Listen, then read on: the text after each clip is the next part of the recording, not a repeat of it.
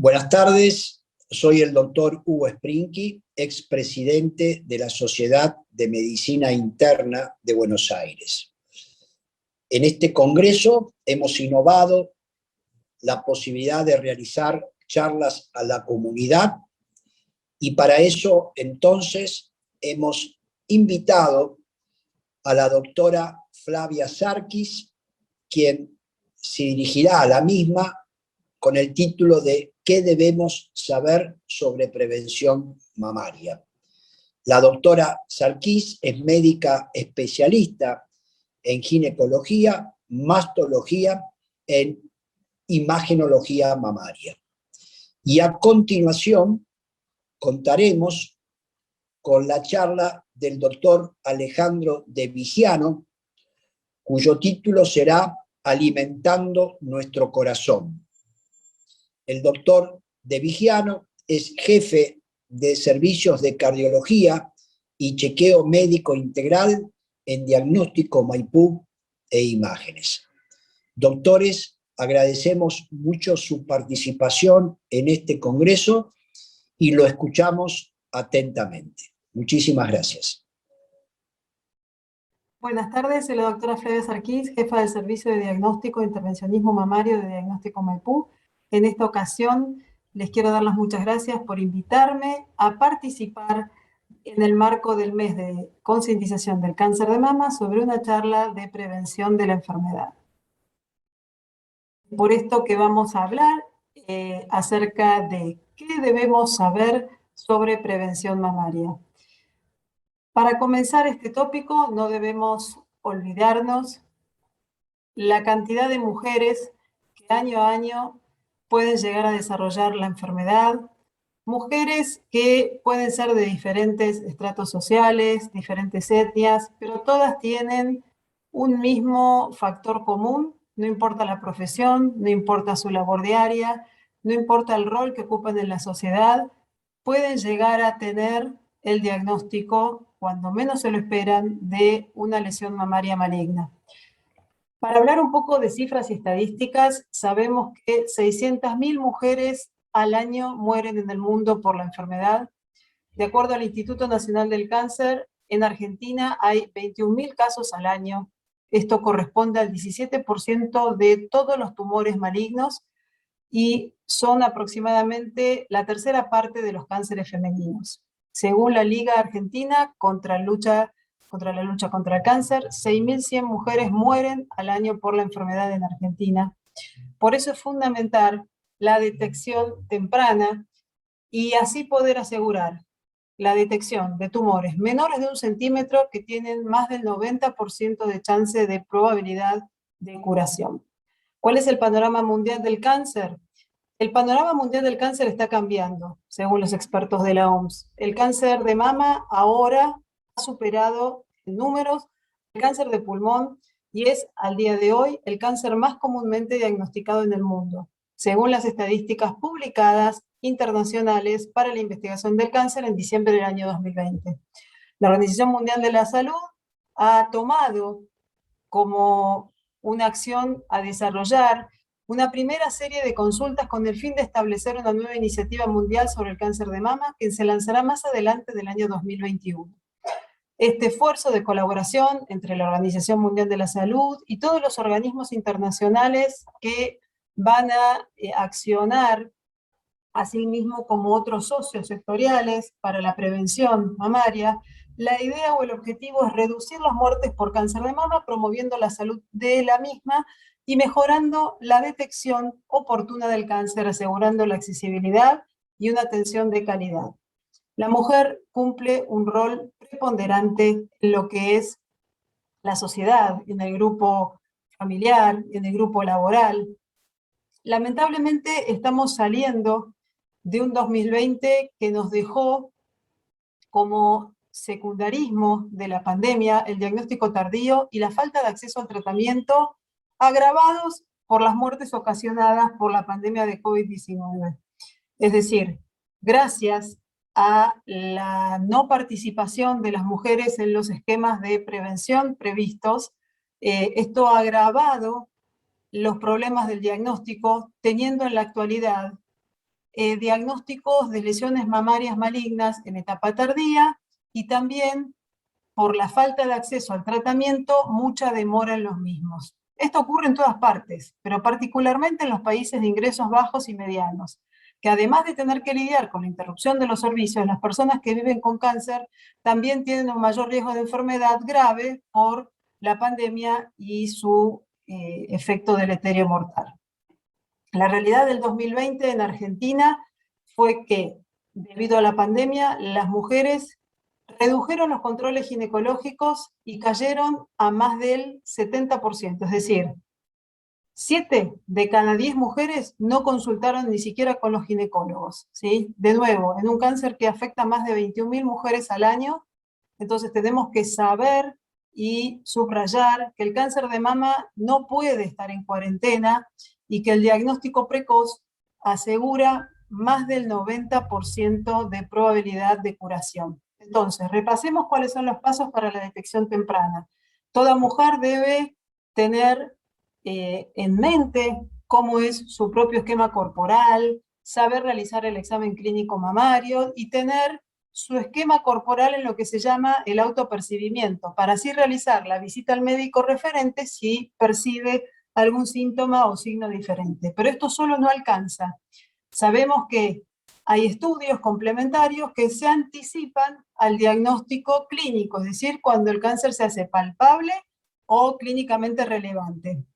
Entre estos estudios, el estudio que siempre nombramos es la mamografía, y no es caprichoso porque es el único estudio que ha demostrado en las últimas recomendaciones y en las últimas guías que disminuye la mortalidad en un 30% de la población que puede hacerlo. Es más, las últimas publicaciones sobre mamografía hablan que aquellas pacientes que no tienen riesgo concreto de enfermedad, pero sometidas regularmente a la mamografía con periodicidad anual, pueden disminuir su mortalidad en más del 35 o 40%. Otro estudio adicional conocido es la ecografía mamaria, también las tomas adicionales como las incidencias focalizadas y magnificadas, y de llegar a la sospecha fuerte de una lesión mamaria maligna, avanzaremos en el diagnóstico que nosotros llamamos histológicas a través de las biopsias mamarias, que pueden ser en quirófano o guiados por procedimientos intervencionistas. Y el último escalón en lo que es la secuencia diagnóstica, ya directamente pasamos a lo que es el tratamiento específico. Pero, ¿cuáles son las medidas que las mujeres pueden tomar para reducir el riesgo? Bueno, si bien el cáncer de mama no tenemos una vacuna contra el cáncer de mama, hay medidas generales que pueden ayudar a disminuir el riesgo, como el control del peso, el ejercicio, reducción en el consumo de alcohol y demás. Y esto, la realidad es que no es un tema caprichoso, sino que debemos saber que las hormonas femeninas, sus precursores son de grasas, es decir, cuanto menos tejido graso haya en el organismo, menos gatillo o menos fábricas de hormonas sexuales cuyos precursores se gestan o se fabrican en el tejido graso. Lo mismo pasa con el alcohol y lo mismo pasa con alguna suerte de mecanismo hormonal. Entonces, otra medida de prevención, por todos bastante bien conocida, es la lactancia, por diferentes factores, porque ayuda a conservar el peso corporal, porque termina de diferenciarse bien la glándula mamaria, entonces de un estado inmaduro o inestable, directamente completa su diferenciación a lo que es la glándula mamaria madura, y de esta forma tiene menos posibilidad de cambiar, y además por los factores psicoemocionales. Entonces, con respecto al cáncer de mama, ¿podemos tomar el control a través de alguna conducta? Bueno, la realidad es que sí. Sí, podemos modificar nuestro estilo de vida, podemos de alguna forma ofrecer una potente protección. También conociendo el ABC de lo que hablamos antes, de lo que es el autopercibimiento mamario, de acuerdo a la orden médica, en nuestros controles periódicos, poder acceder a un centro de diagnóstico para realizar los estudios imagenológicos pertinentes y demás.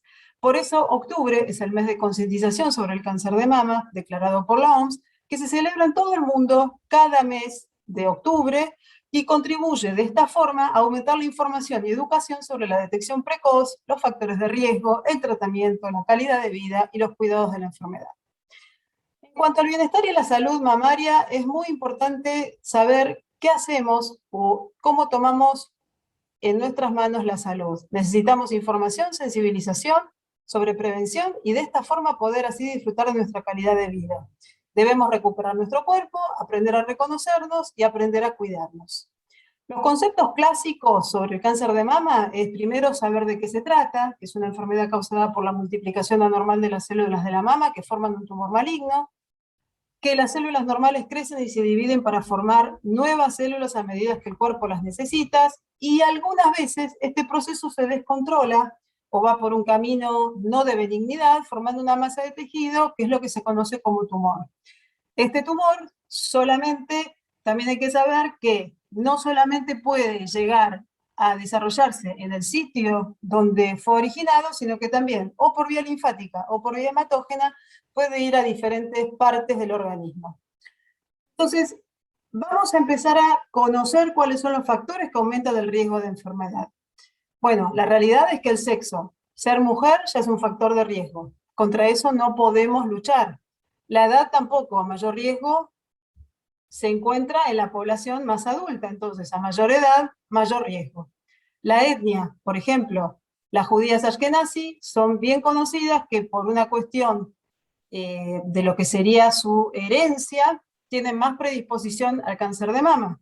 Lo mismo pasa con la raza, las mujeres afroamericanas tienen más predisposición al cáncer de mama, factores que no podemos luchar. Entonces, ser mayor de 40 años, antecedentes personales de cáncer de mama o de enfermedad benigna no cancerosa de la mama, antecedentes familiares, tratamiento con radioterapia, tratamiento con hormonas como estrógeno y progesterona, menstruación a edad temprana, edad avanzada en el momento del primer parto o nunca haber tenido hijos. Pero si bien en todo eso difícilmente o imposible en realidad es que uno pueda accionar, sí podemos modificar en los factores que habíamos enumerado anteriormente, el sobrepeso, el sedentarismo, el tabaquismo, el consumo de alcohol, el cáncer hereditario, que debemos saber que no hay que estar pendiente del cáncer hereditario solamente, es decir, el hecho de no tener un familiar de primer grado con cáncer de mama no nos libera, muy por el contrario, la mayoría de los cánceres diagnosticados son en mujeres que no tuvieron antecedentes familiares, es decir, tener antecedentes familiares nos hace entrar en lo que se llama el predisponente hereditario para las lesiones malignas, pero esa población es solamente el 5 al 10% de todos los cánceres de mama. Sí debemos saber que lo más frecuente es la otra rama, aquellas mujeres que no tienen antecedentes familiares. ¿Y cómo puedo mejorar mi riesgo? Bueno, de nuevo, podemos accionar sobre los factores modificables, estilo de vida y demás, y también podemos estar atenta a los síntomas. Entonces, entre los síntomas o signos más frecuentes, conocer nuestro físico y tener los signos de alarma. Es decir, todas las manifestaciones diferentes a lo que es nuestra normalidad nos tiene que llamar la atención. Bulto palpable, excrescencia, abollonadura, úlcera, retracciones, cualquier cambio en la piel, o en el aspecto externo, o en la dureza, o en los derrames que no estaban presentes y que ahora sí lo están, debe hacernos consultar con el médico especialista.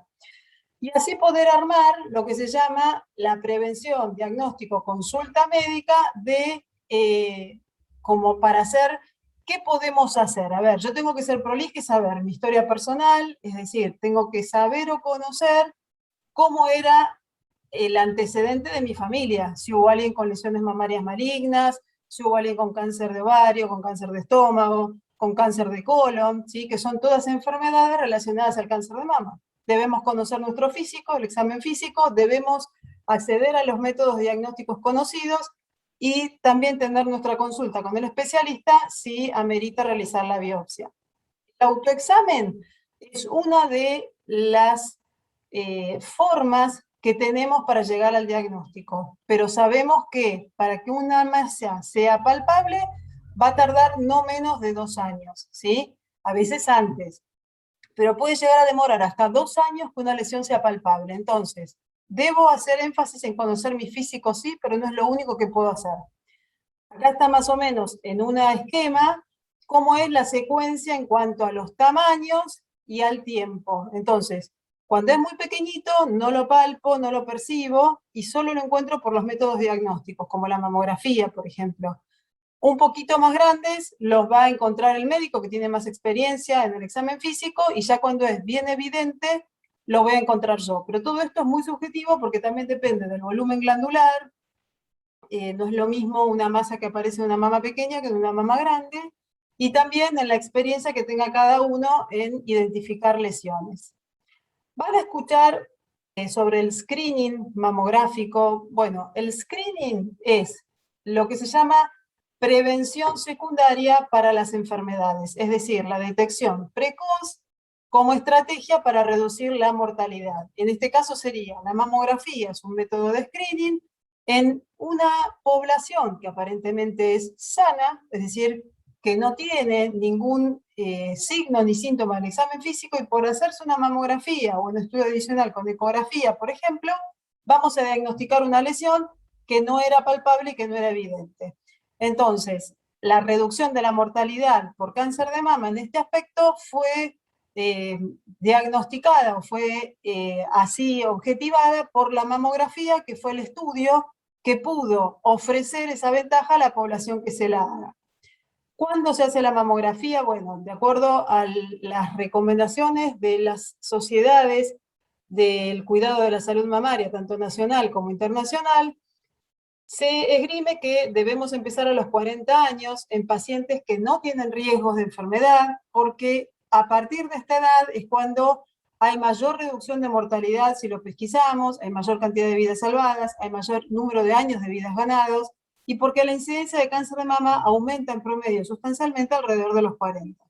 Al hacerlo anualmente, detectamos precozmente los tumores de crecimiento más rápidos, característicos de esta edad, e incluso podemos tener la cuantificación de la densidad mamaria, que es la responsable de esconder lesiones malignas y de aumentar el riesgo de la enfermedad, ¿sí? Esto se hace periódicamente, y antes se pensaba que a los 70 años debía detenerse. Hoy por hoy se sabe que las pacientes que tengan una buena perspectiva de vida, es decir, una supervivencia de más de 5 años, deben continuar con los controles más allá de los 70 años. En cuanto al estilo de vida, la realidad es que sabemos lo que habíamos argumentado anteriormente, que debemos tratar de trabajar en eso, cuidar nuestra alimentación, cuidar nuestra actividad física, y que eso, sumado a las otras maneras de prevención, pueden asegurarnos controlar o por lo menos detectar precozmente la enfermedad. En cuanto a los daños de la mamografía, en la actualidad no se puede asegurar qué tipo de cáncer no pondrá en peligro a la mujer o no. Esta es la respuesta a aquellos que están en contra de la mamografía, porque dicen que bueno, que en realidad detectar lesiones mamarias malignas muy precozmente tal vez haría que esa lesión maligna en un futuro no hubiera nunca progresado a ser invasora o más agresiva. La realidad es que al día de hoy no se puede predecir eso, ¿sí? Cuando una lesión es maligna, la conducta es accionar en ella con el tratamiento pertinente, ¿sí? Entonces, la mayoría de las mujeres, cuando uno les explica esto, están a favor de poder hacer los controles para detectar precozmente la enfermedad.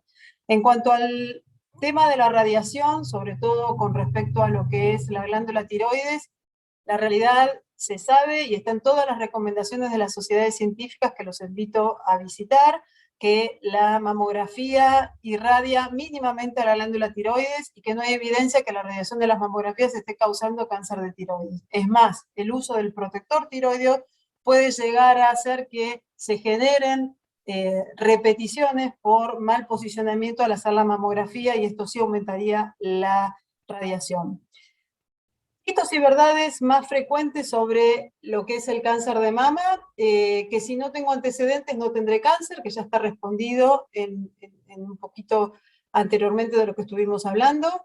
Si los antecedentes son de rama paterna, no es importante. La realidad es que la herencia se transmite tanto por vía materna como paterna. Esto también no es verdadero. Si no tengo ni signos ni síntomas, estoy sana. Falso también, porque sabemos que las lesiones pueden estar siendo muy pequeñas y no detectables al examen físico. O al revés, si tengo síntomas es muy tarde, esto no es así. No todos los cánceres son iguales, entonces siempre hay que consultar.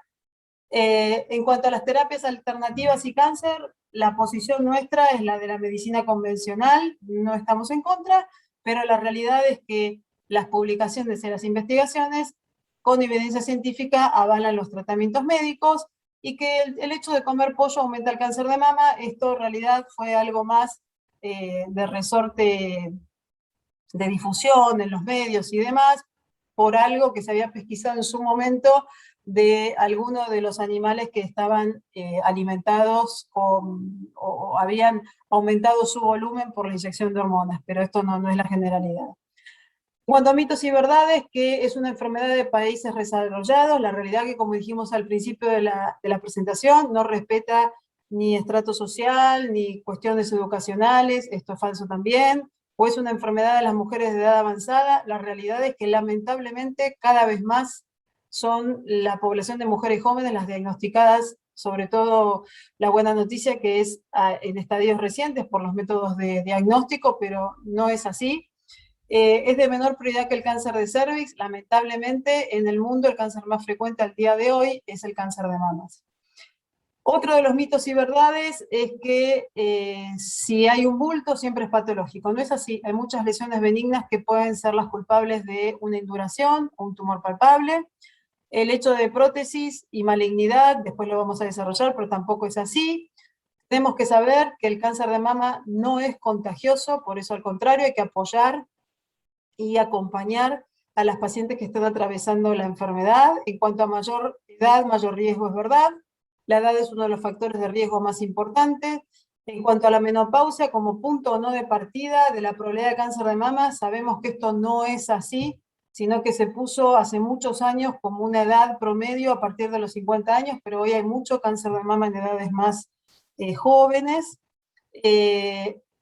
En cuanto a los estudios y a partir de qué edad, vuelvo a subrayar, población general a partir de los 40 años con periodicidad anual. ¿Hasta cuándo? Hasta que tenga buena calidad de vida para afrontar un tratamiento.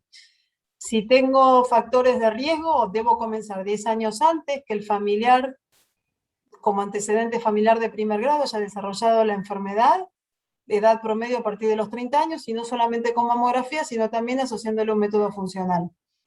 En cuanto al dolor de la mamografía, la realidad es que la tecnología ha avanzado mucho, no solo para el diagnóstico, sino también para el confort de la paciente, y hoy se mide mucho la calidad diagnóstica también, y se mide mucho el otro camino que es la experiencia de la paciente. Entonces, los equipamientos han avanzado mucho en esto para que sea más confortable.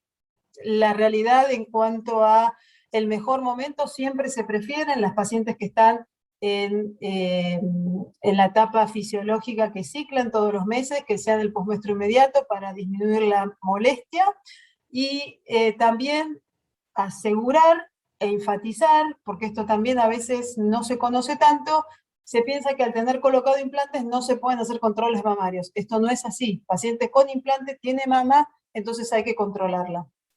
En cuanto a la displasia, esto es un término muy acuñado en la antigüedad, pensando que todas las pacientes con mamas sintomáticas o que tuvieran quistecitos o alguna alteración en lo que es el desarrollo e involución cíclico de la glándula mamaria eran categorizadas como con mamas displásicas. La realidad no es así, porque esto es secundario a todos los procesos benignos que frecuentemente provocan síntomas y son secundarios al impacto hormonal sobre la glándula, ¿sí?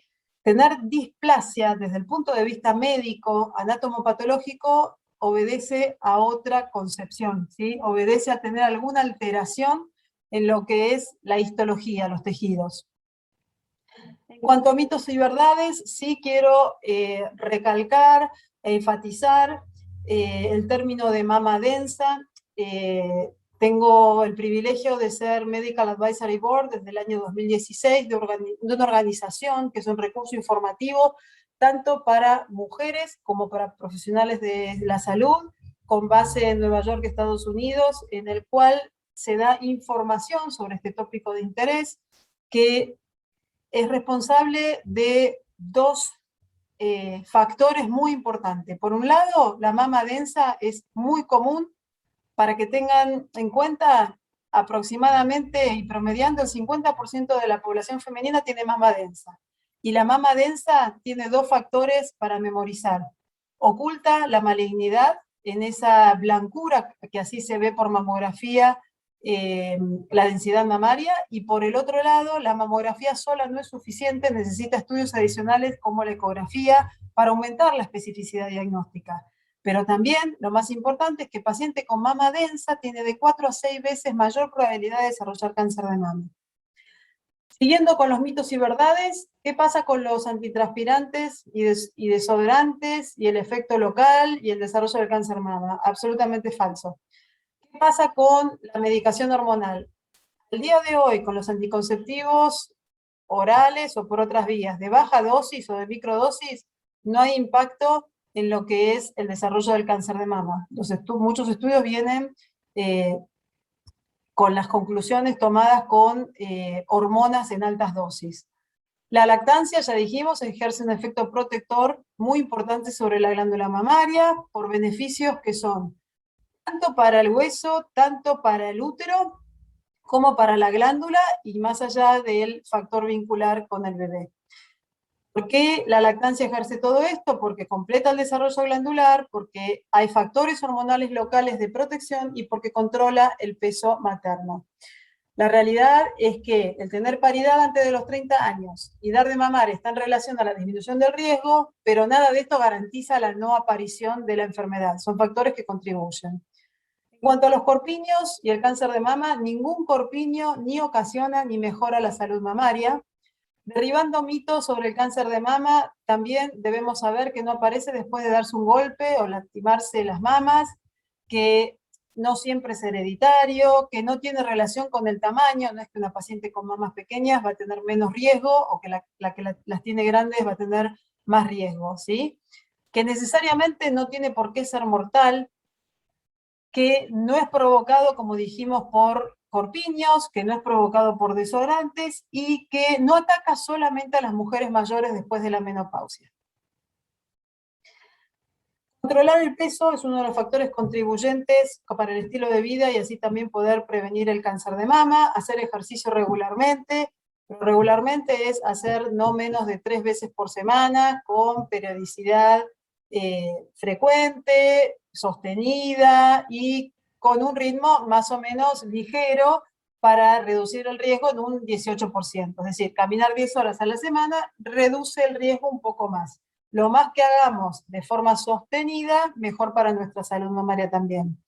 Limitar el tiempo de descanso también es un factor que puede llegar a perjudicarnos, ¿sí?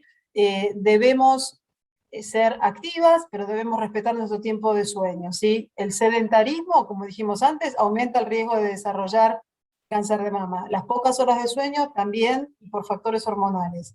Debemos limitar el consumo de alcohol porque investigaciones han demostrado que las mujeres que consumen de 2 a 5 bebidas alcohólicas al día tienen un mayor riesgo de desarrollar la enfermedad.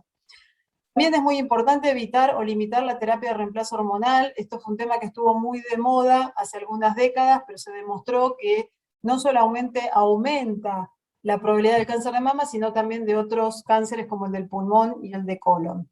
Lo que decíamos antes, dormir más podría prevenir el cáncer de mama, todo está muy relacionado a lo que es la regulación perfecta hormonal interna. Más allá del estilo de vida, la actividad física y el estilo de la alimentación, debemos también saber que debemos tratar de preservar una vida emocionalmente equilibrada y que estar en comunidad nos ayuda mucho y nos ayuda también a prevenir enfermedades, ¿sí? Se ha demostrado que hay hormonas internas que se liberan luego de la actividad física y que ayudan a prevenir y tratar la enfermedad. Y si estas actividades se hacen en compañía, en grupo, mejor es todavía, ¿sí? Entonces tenemos que tratar de incorporarlo como hábitos, ¿sí? Entonces, tal vez así como tenemos nuestro horario laboral, debemos tener alguna actividad semanalmente que nos haga poder ejercitar cuerpo, mente y corazón. Enfatizar que el sobrepeso es un factor de riesgo, no solamente para lo que es el cáncer de mama, sino para los factores cardiovasculares, evitar las grasas trans, limitar los lácteos enteros, los granos refinados, las carnes rojas, hidratos de carbono, alcohol, aumentar el consumo de agua, frutas, vegetales, pescados, aves, porotos y nueces. Beneficios fisiológicos de la actividad física, ya los conocemos, es bueno enfatizarlos, reducir el riesgo de padecer tanto enfermedades cardiovasculares, cánceres relacionados como el cáncer de colon y cáncer de mama, la diabetes, y de esta forma ayudamos a fortalecer no solamente la parte física y estar desde el punto de vista hasta cosmético mejor presentado, sino también nuestra regulación interna. Un tema para no olvidar es que si bien el cáncer de mama es muchísimo más frecuente en la población femenina, corresponde al 1% de los cánceres en el hombre. La diferencia es que los hombres consultan cuando es palpable o cuando tienen algún signo y síntoma al examen físico, pero el hombre desempeña dos factores muy importantes. Por un lado, es que si conoce de todo esto, también va a estar atento a su examen físico y podrá concurrir al especialista si se percibe algo diferente. Y por el otro lado, el factor de acompañamiento a la mujer que puede estar atravesando un diagnóstico. Hay otro concepto erróneo en cuanto a lo que son las biopsias y el avance del cáncer. Ninguna biopsia mamaria, ya sea a través de una punción citológica o histológica, tiene relación con la diseminación del cáncer de mama. Entonces, si hay indicación de estudio histológico de una lesión, hay que hacerlo sin temores a que esto nos pueda perjudicar más. En cuanto a implantes mamarios, si pueden provocar cáncer o aumentar el riesgo de desarrollo, la realidad es que este tema ha sido tema de varios estudios de investigación, pero ninguno de estos ha podido demostrar científicamente una relación de causa-efecto de prótesis mamaria y cáncer de mama. Hay un linfoma asociado a un tipo de implantes que es extremadamente raro, que en los últimos años ha sido reportado, pero es algo que es algo muy eventual y es un tipo de linfoma muy difícil de diagnosticar y la verdad es que la frecuencia es ínfima. De todas formas, cualquier alteración debe ser consultada con el especialista. De nuevo, enfaticemos estilo de vida, enfaticemos cómo prevenir el cáncer de mama, conocernos, hábitos saludables y detección precoz. La buena noticia es que hay muchas organizaciones que pueden acompasar, pueden acompañar, pueden ayudar a atravesar el diagnóstico y el tratamiento. Y en esto también la otra buena noticia es saber que gracias al avance de la ciencia sabemos que no todos los cánceres son iguales. Antes se creía que sí, que cáncer era sinónimo de quimioterapia, por ejemplo. Hoy se sabe que gracias a todas las variaciones que pueden detectarse cuando se toma una biopsia, se pueden diferenciar diferentes tipos de cánceres. Y hay, por ejemplo, un cáncer que puede ser menos agresivo y no necesitar quimioterapia, no necesitar determinada medicación hormonal. Es decir, cuando se hace un diagnóstico de malignidad hoy, se puede llegar a diagnosticar todas las variedades que presenta esa lesión para hacer un tratamiento específico, que por un lado es más efectivo y por el otro tiene menos efectos adversos el tratamiento.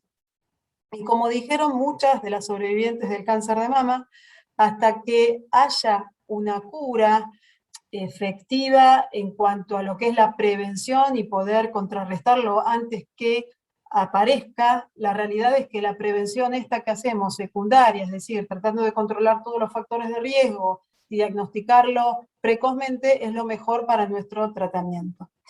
De mi parte les agradezco mucho la invitación. Para mí, sinceramente, es una gran caricia al alma poder participar y poder seguir informando sobre prevención, porque la chance de la detección y del mejor pronóstico es el diagnóstico temprano.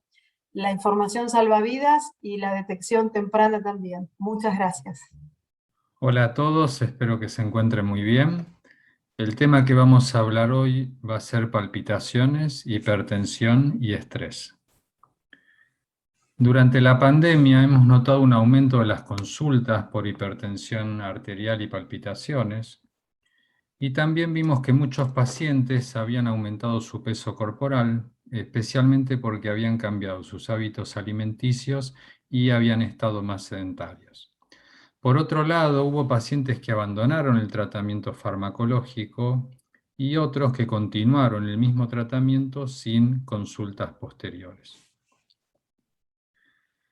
La Organización Mundial de la Salud, a través de la Asamblea Mundial de la Salud, recomendó reforzar medidas para proteger la salud mental durante las emergencias de salud pública, y vean que esto fue publicado recientemente, en mayo del 2021, y se asocia a lo que veníamos hablando anteriormente en los dos slides previos, en que las condiciones que nos ha tocado vivir por la pandemia del COVID-19 afectaron nuestra salud y nuestro estado emocional.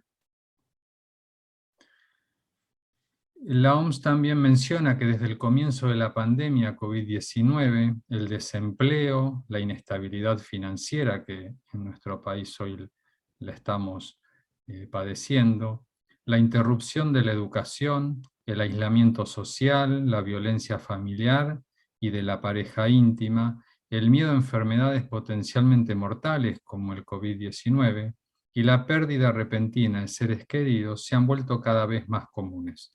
Esto lo hemos vivido a nivel familiar, a nivel amigos, y hemos visto cómo afectó nuestro estado emocional y nuestra salud. Y otros factores de riesgo de afecciones de salud mental y problemas de conducta como la depresión y trastornos por uso de sustancias también se han incrementado. La pandemia, según el CDC, que es el Centro de Control de Enfermedades de los Estados Unidos, también manifestó que la pandemia por COVID-19 ha tenido un efecto enorme en nuestras vidas, que muchos de nosotros nos enfrentamos a retos que pueden ser estresantes, abrumadores y provocar emociones fuertes en adultos y niños. Para los que tenemos hijos lo hemos visto que muchos niños han tenido desde fobias al Zoom hasta sentían ganas de no ir al colegio, se sentían aislados. Esto afectó mucho a las familias en la época de pandemia. Y por otro lado, que las medidas de salud pública de distanciamiento social, si bien son necesarias para reducir la infección por COVID y su propagación, nos hizo sentir aislados y aumentó nuestro estrés y nuestra ansiedad. Aprender a sobrellevar el estrés de manera sana permitirá que tanto sus seres queridos como ustedes desarrollen una mayor resiliencia. Vamos a ver todo lo que puede provocar el estrés y que en parte los cardiólogos lo vemos en el consultorio. El primero es el sentimiento de temor, enojo, tristeza, preocupación o frustración. También genera cambios en el apetito y los niveles de energía, dificultad para concentrarse y tomar decisiones. Ese es un punto que también lo hemos visto durante la pandemia, gente que quizá no se podía concentrar o que tenía dificultades para dormir o pesadillas. Con respecto a las reacciones físicas, hemos tenido también muchas consultas por pacientes que presentaban dolor de cabeza, dolores corporales y problemas estomacales. También puede llevar a un agravamiento de problemas de salud crónicos, agravamiento de problemas de salud mental y lo que sí hemos visto, un mayor consumo de tabaco, alcohol y otras sustancias.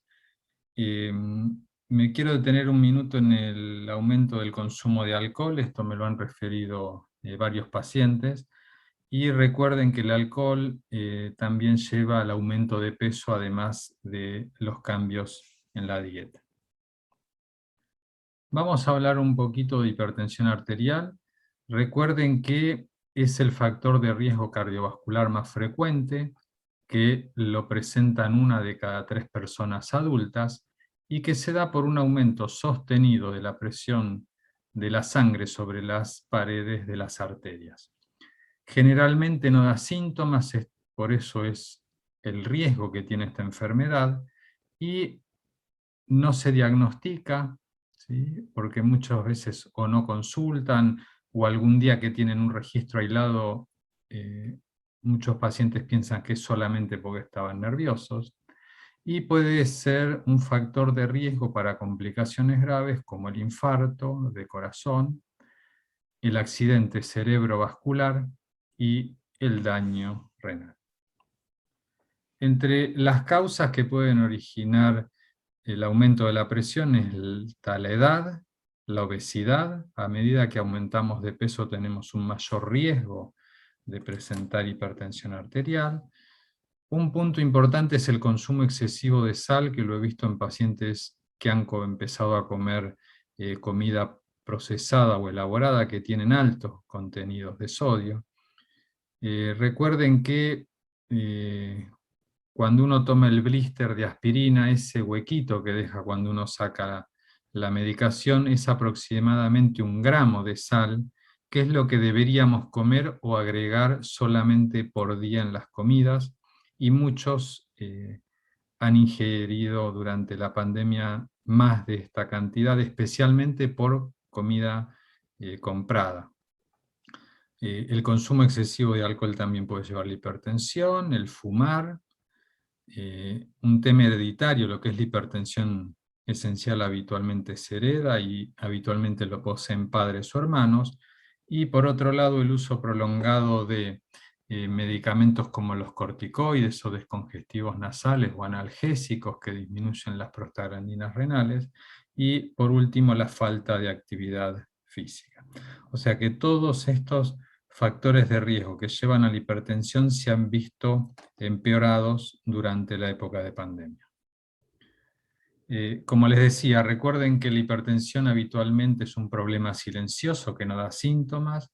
Es recomendable, por lo menos aquellos que desconocen de hipertensión arterial, tomarse al menos una vez cada 2 o 3 meses la presión arterial para realizar o tener un control de la misma. Y por otro lado, hay pacientes a los que se les solicita una presurometría de 24 horas, que es un estudio que nos permite determinar tanto si el paciente es hipertenso o no cuando hay dudas, y también si el paciente presenta registros tensionales elevados durante la noche, que en esos casos uno tiende a dividir la medicación para que tenga una cobertura nocturna. Pero miren qué interesante estos datos de la Mayo Clinic, en los que aquí está la pregunta si el estrés y la presión alta tienen alguna conexión, ¿no? Lo que se ha visto es que el estrés puede causar subidas repentinas de la presión arterial a corto plazo, y que tomar medidas para reducir el estrés podrían mejorar la salud del corazón.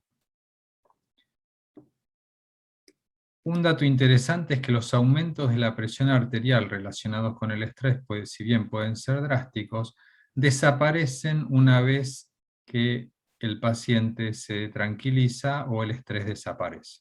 O sea que tienden a ser picos los relacionados con el estrés. Pero un dato interesante es que estos picos, si son frecuentes, ¿sí?, pueden generar daño también, como lo hace la tensión arterial elevada sostenida a nivel de nuestros vasos sanguíneos, corazón y riñones. Además, esto es interesante, algunos síntomas como los causados por la depresión pueden hacer que los pacientes se olviden de tomar medicamentos y controlar su presión arterial o afecciones cardíacas. Esto lo hemos visto, hubo pacientes que por el aislamiento o por tener un estado depresivo, melancólico, se han abandonado en su cuidado personal y también en las consultas al médico. Vamos a hablar ahora de las palpitaciones, que fue una consulta que ha aumentado durante la pandemia, que actualmente sigue siendo frecuente, y en época de pandemia hubo un gran aumento de consultas por palpitaciones y arritmias en guardia. Recuerden que las palpitaciones consisten en la percepción de la actividad cardíaca. Los pacientes habitualmente lo describen como un latido en el pecho, o una sensación de burbujas o vacío en el pecho. Tanto la ansiedad como alguna emoción fuerte, que sea positiva o negativa, puede generar palpitaciones por alteración del ritmo cardíaco derivando en una arritmia. Esta habitualmente es de carácter benigno, la denominamos taquicardia sinusal, y desaparece cuando cesa el estímulo. La presentan muchos pacientes que han descontinuado de manera abrupta la actividad física, especialmente en jóvenes, ¿sí? Hubo muchas consultas y todavía siguen en aquellos pacientes que por tema laboral o personal no han podido volver a hacer la actividad física que hacían previamente. Y un dato que es importante en aquellos que tienen palpitaciones es descartar la presencia de arritmias que puedan ser quizá malignas, ¿sí? O asociadas a alguna otra patología, como por ejemplo la enfermedad coronaria. Por eso es recomendable cuando un paciente tiene palpitaciones hacer, en base a las características y los síntomas, hacer un electrocardiograma, un ecocardiograma, una ergometría y en ocasiones un holter cardíaco. Las arritmias se pueden presentar con diferentes síntomas, ¿sí? Habitualmente el más común son las palpitaciones, también puede estar asociada de mareos o vértigo, dolor torácico y en algunas ocasiones pérdida del conocimiento. En cardiología habitualmente hablamos de arritmias benignas que ceden espontáneamente o que pueden recibir algún tratamiento como los beta bloqueantes que bloquean el sistema simpático por un tiempo acotado. Y luego tenemos las malignas, que son arritmias que habitualmente se originan en los ventrículos, en los cuales uno tiene que hacer estudios dirigidos para ver su gravedad. Algo que siempre les recomiendo a los pacientes es que en caso de persistir las palpitaciones, ¿sí? Luego de pasado el episodio de estrés, es recomendable consultar a un hospital o una guardia para que le hagan un electro, lo interroguen, le tomen la presión y descarten que no sea una arritmia maligna. Y en ocasiones, también nos ha pasado en los chequeos post pandemia, si bien todavía estamos en la pandemia, ya hoy los chequeos se hacen de una manera rutinaria. Hoy tenemos un volumen prácticamente prepandemia de pacientes que se quieren chequear, y en ocasiones encontramos arritmias que no son sintomáticas, que solo las detectamos en un electrocardiograma o en una ergometría. Por eso es importante volver a hacerse controles luego de este periodo de una pandemia más cruda en la que muchos han abandonado sus controles. Volviendo al CDC de Estados Unidos, siempre los cardiólogos estamos muy relacionados con lo que es el estrés, y vean qué interesante las alternativas saludables que nos brindan para sobrellevar el estrés. Un dato interesante y que muchos pacientes me lo han comentado en pandemia, que veían mucha tele, noticias, que querían estar al tanto de cómo iba la pandemia, de cómo estaba la gente. Y miren qué interesante lo que menciona. Tómense un descanso y dejen de mirar, leer o escuchar noticias, incluso en redes sociales. Como siempre les digo, está muy bien estar informado, pero escuchar noticias, sobre todo de pandemia de manera constante, puede ser angustiante, ¿sí?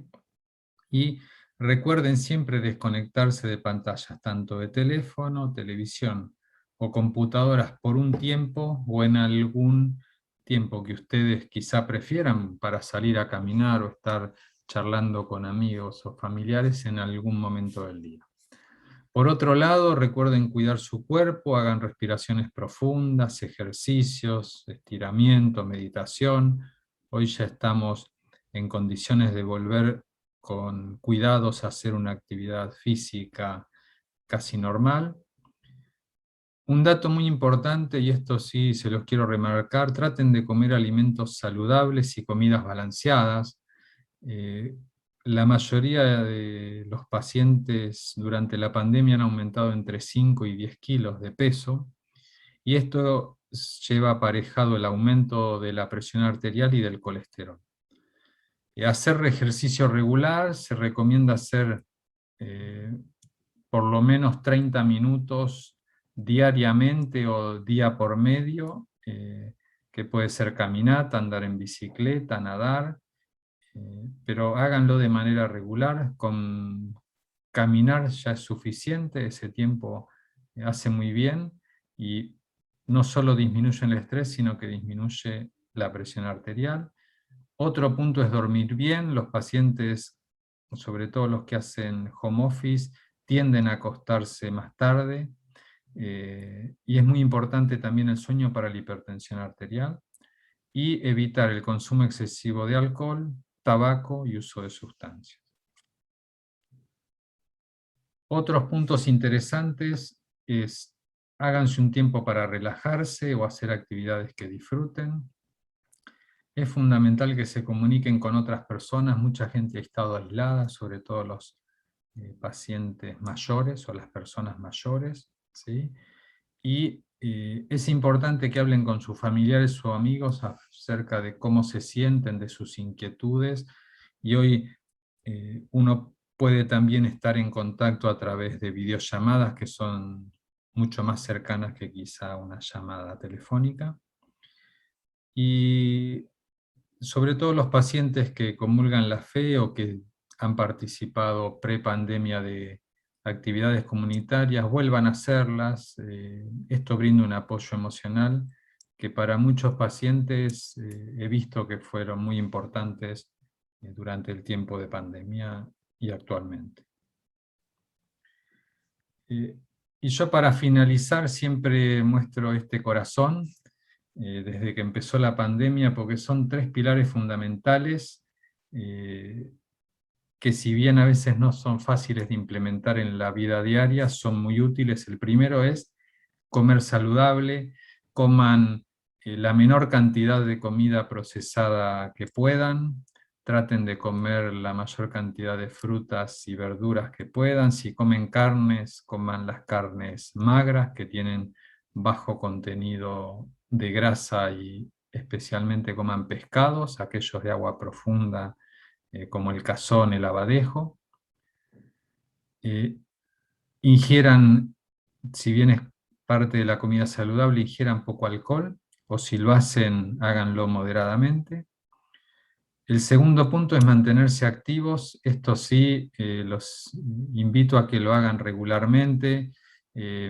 Hoy en día hay un montón de aplicaciones en los celulares que uno puede contar los pasos, y recientemente se ha publicado que a medida que uno camina más pasos en la actividad diaria, tiene un menor riesgo de tener problemas cardiovasculares.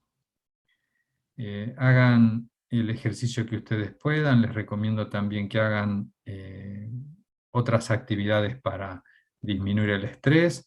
Hay gente que ha optado por hacer pilates, por hacer meditación, por hacer yoga. Se los recomiendo. Y por último, especialmente en gente joven que o había dejado de fumar o que aumentó el número de cigarrillos que consumía durante la pandemia, traten en lo posible dejar de fumar, pero tengan cuidado que cuando uno deja de fumar, habitualmente, si no se cuida y no lo hace con un plan adecuado, puede aumentar entre 5 a 10 kilos de peso corporal. O sea que cuando un paciente quiere dejar de fumar, es importante hacer esa contención en los cuidados en su salud y en la actividad física, para que no se sientan mal o no vuelvan a fumar porque se sienten decepcionados por el aumento de peso que han incrementado. Así que bueno, este es mi mensaje para ustedes. Espero que les haya sido útil. Y muchas gracias al Congreso por la invitación a participar. Un saludo.